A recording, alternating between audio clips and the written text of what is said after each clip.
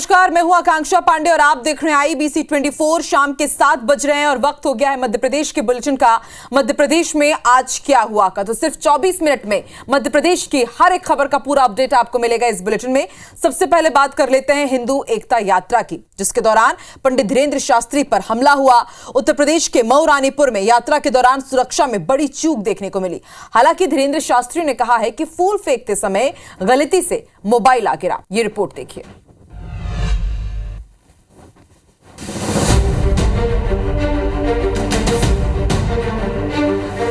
हिंदू धर्म की एकजुटता को लेकर पंडित धीरेन्द्र शास्त्री की हिंदू एकता पदयात्रा का आज 6वां दिन है, लेकिन दोपहर होते ही इस यात्रा के दौरान कुछ ऐसा हुआ जिसने यात्रा की सुरक्षा को लेकर सवाल खड़े कर दिए हैं।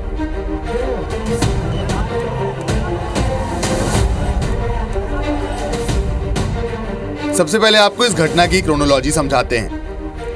6वें दिन मऊ रानीपुर से यात्रा की शुरुआत हुई। इस दौरान धीरेन्द्र शास्त्री भक्तों से मिलते हुए जा रहे थे। तभी धीरेन्द्र शास्त्री पर एक उड़ता हुआ मोबाइल आता है। मोबाइल धीरेन्द्र शास्त्री के चेहरे पर लगता है। मोबाइल पड़ने से धीरेन्द्र शास्त्री चोटिल होते हैं। इसके बाद हड़कंप मच जाता है। फिर धीरेन्द्र शास्त्री मोबाइल उठाते हैं, मोबाइल वापस देते हैं। इस घटना के बाद पूरे देश में उनकी सुरक्षा पर बहस छिड़ जाती है। धीरेन्द्र शास्त्री इस हमले पर खुद बयान देते हैं। वो कहते हैं कि मुझ पर कोई हमला नहीं हुआ है, हमारे लोगों के लिए इतना तो सह ही सकता हूँ। होता रहता है, हमारे लोग इतना कष्ट। जिसके बाद ये यात्रा दोबारा से शुरू हो जाती है। चलता रहता है हमारे लोग। वहीं अब इस पूरी घटना को लेकर विभिन्न नेताओं और संगठन के पदाधिकारियों के रिएक्शन भी आए। सनातन धर्म को जोड़ने में सब लोगों को एकता अखंडता की यात्रा दिन निकाल रहे हैं, तो कुछ लोग हैं जो फिरका परस्ती फैलाना चाहते हैं, लोगों को बांटना चाहते हैं और अपनी रोटियां सेकना चाहते हैं। उत्तर प्रदेश पुलिस से की कड़ी कार्रवाई की जाए और दोषियों को तुरंत गिरफ्तार किया जाए। भारतीय जनता पार्टी जिसको इस जिम्मेदारी को लेना चाहिए कि ये जानते हो कि लगातार यात्रा चल रही है और यात्रा की तैयारियों घोषणा पहले से बागेश्वर धाम महाराज हैं। अगर यहाँ से मध्य प्रदेश से आगे रवाना हो रहे हैं तो उत्तर प्रदेश की सरकार जो बड़ी बड़ी बातें करती है, आपने देखा होगा, वो तो बुलडोजर कहलाते हैं उनके मुख्यमंत्री जी। तो कहाँ गए भाई, कहाँ आपकी सुरक्षा गई? परमात्मा की कृपा है, जनता जनार्दन का स्नेह आशीर्वाद है, जय श्री राम की उद्घोषणा है, बजरंगबली झंडे में साथ चल रहे हैं। कोई मोबाइल फेंककर बागेश्वर धाम जी पर नहीं फेंक सकता। किसी उत्साही नौजवान में जय श्री राम बोलते हुए हाथ से छूट गया होगा। घबराइए मत, बजरंगबली साथ चल रहे हैं। कहीं ना कहीं ये घटना प्रायोजित भी हो सकती है या अकस्मात भी हो सकती है।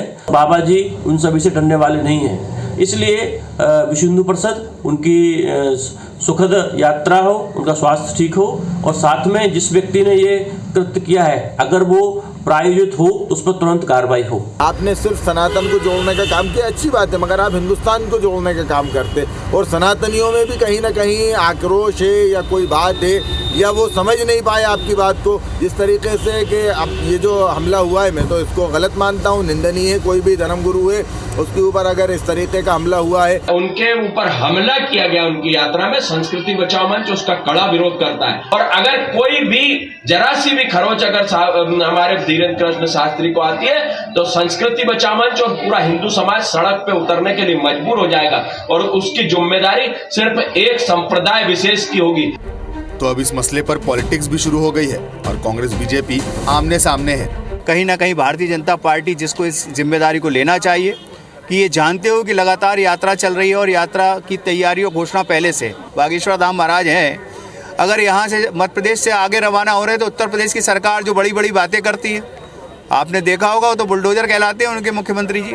तो कहाँ गए भाई, कहाँ आपकी सुरक्षा गई? कोई मोबाइल फेंककर बागेश्वर धाम जी पर नहीं फेंक सकता। किसी उत्साही नौजवान में जय श्री राम बोलते हुए हाथ से छूट गया होगा। घबराइए मत, चिंता मत करिए, जहाँ जहाँ सरकार की जिम्मेदारी लगेगी सब पूरी सुरक्षा व्यवस्था की जाएगी। हम तो कांग्रेस की भी पूरी सुरक्षा करने की तैयारी है।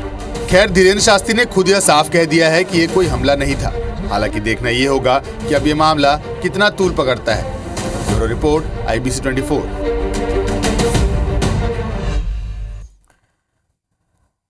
पंडित धीरेन्द्र शास्त्री हिंदुओं को एक करने के लिए पैदल यात्रा कर रहे हैं, तो उनकी सलामती के लिए इंदौर में हनुमान चालीसा का पाठ किया जा रहा है।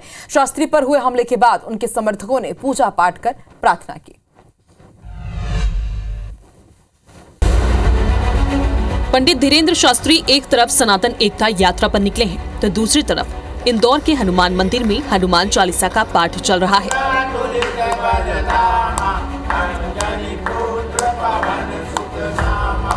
नगर निगम के MIC सदस्य अपने कार्यकर्ताओं के साथ धीरेन्द्र शास्त्री की सलामती के लिए हनुमान मंदिर में पूजा पाठ कर रहे हैं। पंडित धीरेन्द्र शास्त्री पैदल यात्रा को लेकर आ रहे बयानों से उनके भक्त अब थोड़े परेशान दिख रहे हैं। इसी के लिए अब उनके समर्थक और अनुयायी उनकी सलामती के लिए हनुमान जी के आगे पूजा कर रहे हैं। किसी ने उन पर मोबाइल फेंककर उन पर जो प्राणघातक हमला किया है, तो हम उनकी सुरक्षा का कवच हनुमान जी से हम हनुमान चालीसा पढ़कर आग्रह कर रहे हैं कि आप उनकी सुरक्षा का ध्यान रखें। इंदौर के नगर निगम में MIC सदस्य मनीष शर्मा अपने समर्थकों के साथ मंदिर पहुंचे और हाथों में धीरेन्द्र शास्त्री की तस्वीर लेकर हनुमान चालीसा का पाठ किया।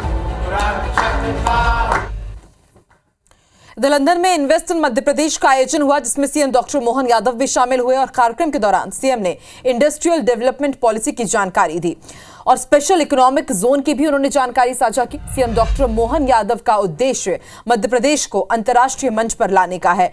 सीएम मोहन यादव 24 से 27 नवंबर तक यूके की यात्रा पर रहेंगे।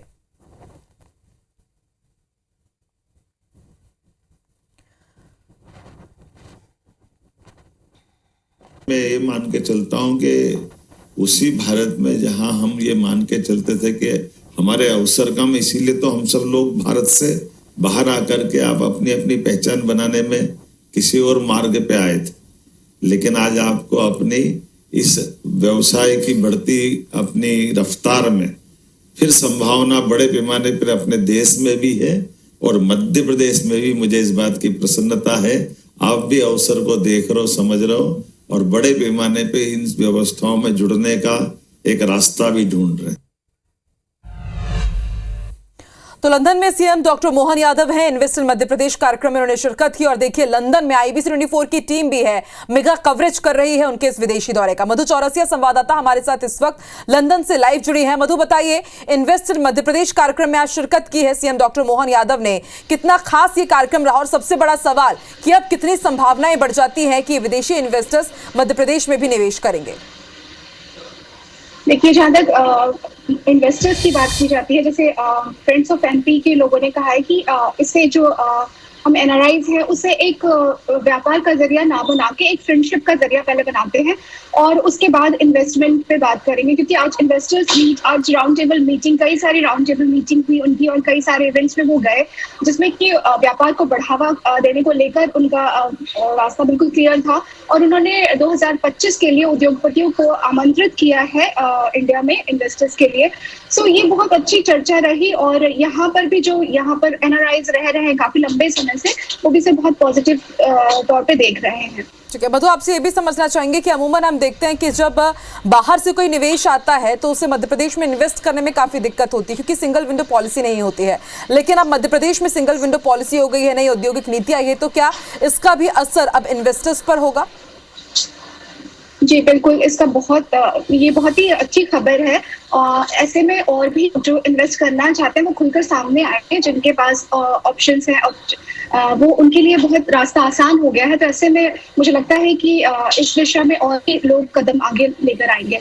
बिल्कुल, देखिए मध्य प्रदेश में निवेश हो रहा है, सीएम का यही उद्देश्य है और इन्वेस्ट इन मध्य प्रदेश ये खास कार्यक्रम आयोजित किया गया। हमारी सहयोगी मधु हमारे साथ जुड़ी थी, बहुत बहुत शुक्रिया पूरी जानकारी हम तक पहुंचाने के लिए मधु।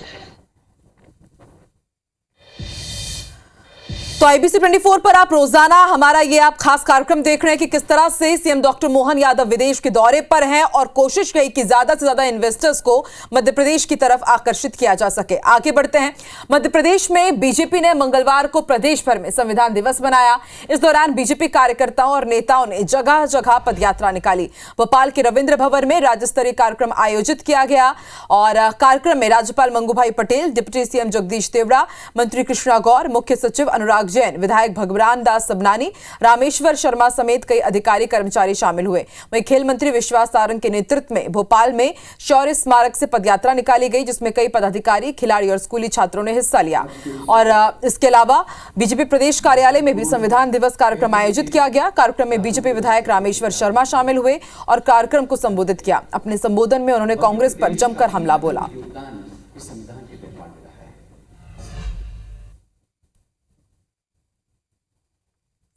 इस महत्व को देखते हुए इस वर्ष को हमारा संविधान, हमारा स्वाभिमान अभियान के रूप में मनाने का निर्णय लिया है। आज संविधान दिवस पूरे देश में मनाया जा रहा है और निश्चित रूप से संविधान को 75 वर्ष पूरे हो गए हैं। जिन सारे विभूतियों ने यह संविधान का निर्माण किया है, उन सबके बारे में विस्तार से जानकारी आने वाली पीढ़ी को मिले।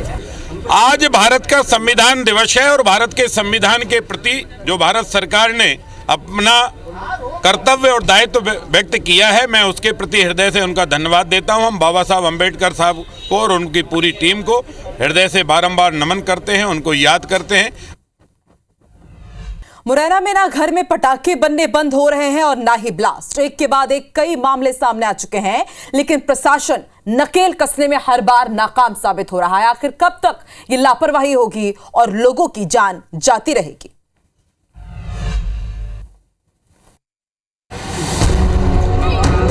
मुरैना में एक के बाद एक घरों में ब्लास्ट हो रहे हैं। राठौर कॉलोनी में हुए ब्लास्ट में 2 महिलाओं की मौत हो गई, वहीं 5 घायलों की स्थिति गंभीर है। धमाका इतना तेज था कि पास के 3 मकान जमींदोज हो गए और 2 मकानों में दरार आ गई। शासन ने मौके पर पहुंचकर मलबा हटाया ताकि दबे लोगों को निकाला जा सके। ये हमारी टीम ने प्राप्त किया है, तो उसमें एक और महिला अभी ऐसी है जो कि दबी हुई है, और तो पूरी की पूरी टीम उसको रेस्क्यू करने का प्रयास कर। कोई घायल अगर अंदर फंसा हुआ है तो उसको हम जल्दी से जल्दी चिकित्सकीय सहायता उपलब्ध करा सके, उसको निकाल सके। हम पूरा प्रयास कर रहे हैं कि जल्दी से जल्दी इस घटना की तह तक जाएं, इसका खुलासा करें और जो भी कारण हो वो आपके सामने। कुछ दिन पहले इस्लामपुरा में हुए धमाके में मां और बेटी की जान गई थी और बीते रोज ही सुमावली कस्बे में पटाखे बनाते वक्त विस्फोट हुआ। बावजूद इसके पुलिस पटाखे बनाने वालों पर नकेल नहीं कसवा रही है। फिलहाल पुलिस पूरे मामले की जांच में जुटी। दरगुना में भील और बंजारा समुदाय के 2 गुटों में विवाद हुआ है। फॉरेस्ट की जमीन पर कब्जे को लेकर यह विवाद हुआ। पनहेटी गांव में कच्चे घरों में आग लगा दी गई। ट्रैक्टर, बाइक सहित घर का सामान जलकर खाक हो गया। तस्वीरें आप देखिए, फतेहगढ़ थाना क्षेत्र का ये मामला है। नीरज योगी हमारे साथ जुड़ चुके हैं। नीरज, क्या अपडेट इस खबर पर? जी बिल्कुल, मैं आपको बता दूं कि भील और बंजारा दोनों समुदाय के बीच में इससे पहले एक विवाद हुआ था, जिसमें दोनों पक्षों के एक व्यक्ति घायल हुए थे, जिन्हें रेफर कर दिया गया था। लेकिन बीते रोज जो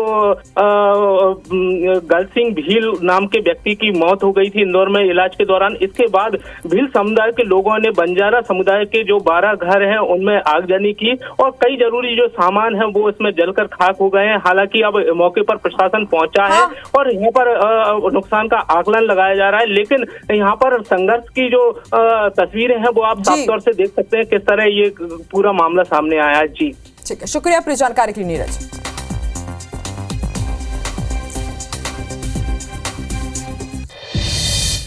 और अगली खबर भी दमोह से। यहां पर लव जिहाद के बाद धर्मांतरण का दबाव बनाने का मामला सामने आया है। बहला फुसलाकर मुस्लिम युवक ने युवती से शादी की, गौमांस खिलाकर मुस्लिम धर्म में शामिल होने का दबाव बनाया। हिजाब और बुर्का पहनने का भी दबाव बनाया गया और ऐसा नहीं करने पर आरोपी ने तेजाब से जलाने की धमकी दी है। पीड़िता की शिकायत पर आरोपी पर एफआईआर दर्ज की गई है। देहात थाना क्षेत्र की घटना है।